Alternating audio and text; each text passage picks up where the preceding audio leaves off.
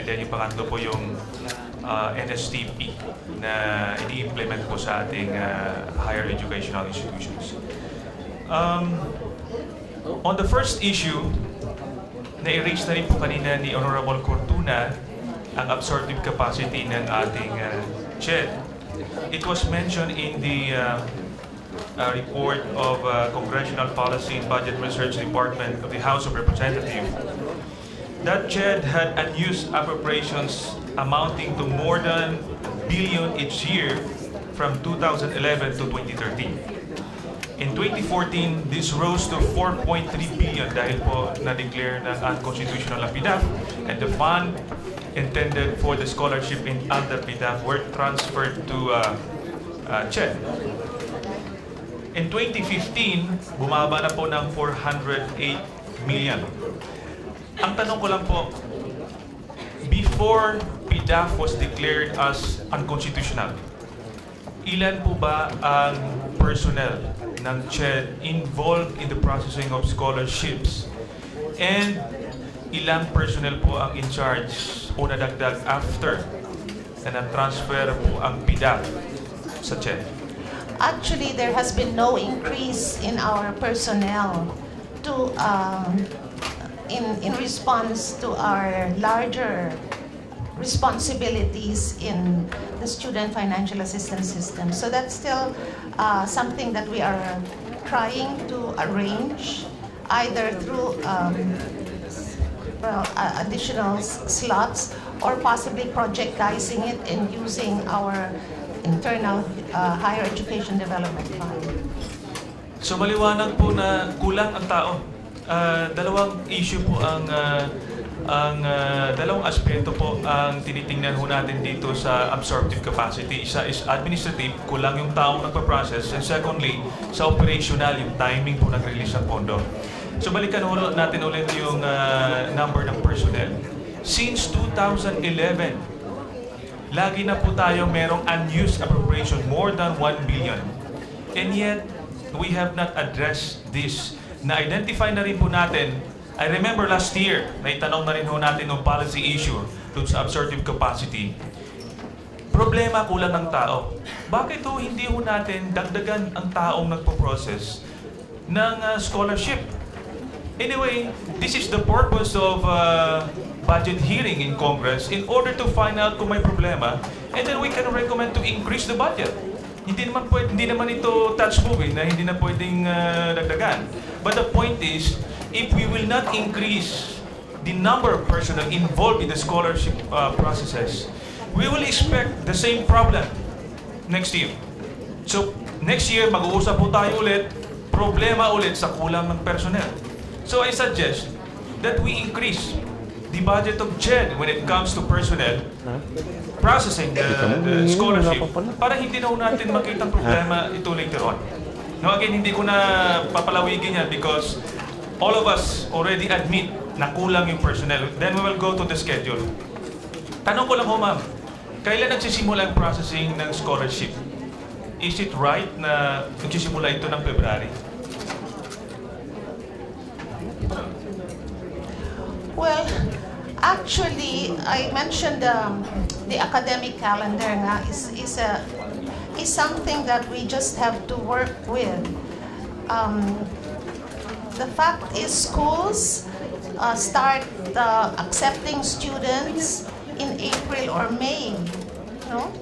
And so it really is the second quarter, and so it's the third quarter when we start getting the requests for scholarships. So, well, that's a given. So of course we have to find a solution. No? But the fact is, the academic calendar is not in sync with the fiscal calendar, and that puts us at a disadvantage because we have to work with academic institutions.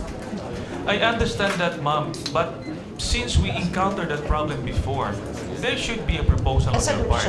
Yes. Correct. Kasi ma'am, ganito, nagsasuggest kung pwede po dagdagan yung personnel nyo.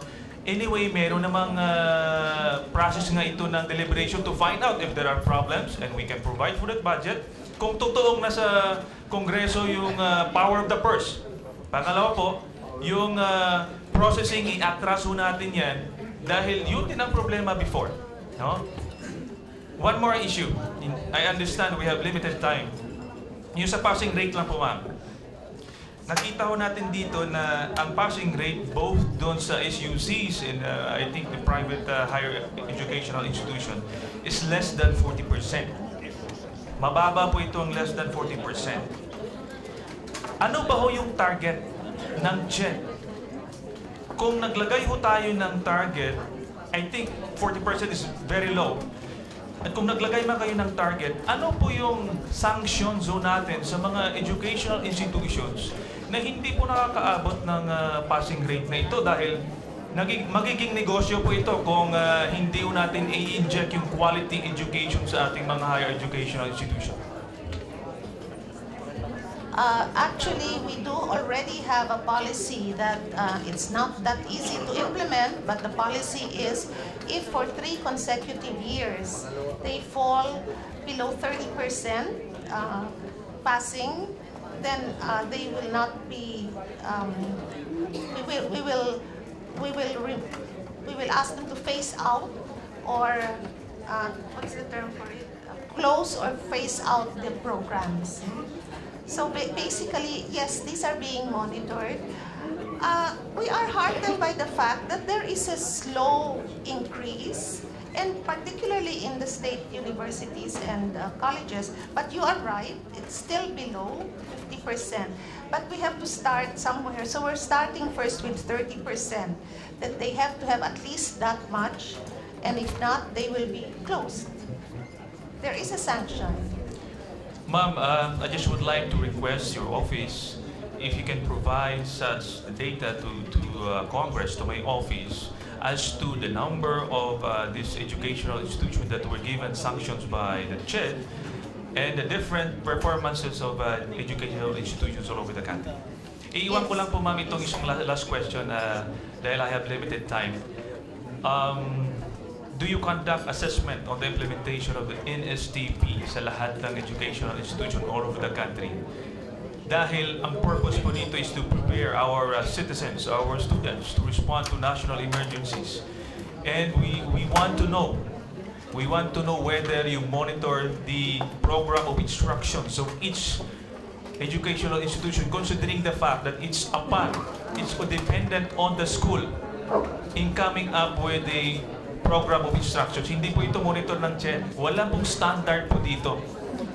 Kung walang standard, then we must monitor the implementation, the program of instruction in the implementation. Otherwise, wala ho ito. Mag-attend lang ho, narinig ho natin, mag-attend lang ho sa basketball game, present attendance, okay na po. Kaya, hindi ko na ho ito tatagalan. Thank you for the opportunity. I have noted your question, and yes, we do have things that we are doing in relation to NSTP because precisely of the new trust of the Duterte administration about ROTC. So we're doing a lot of groundwork and studies on this, which we will provide your office with. Thank you, Madam Chair. Chairman, thank you for the opportunity. Good morning.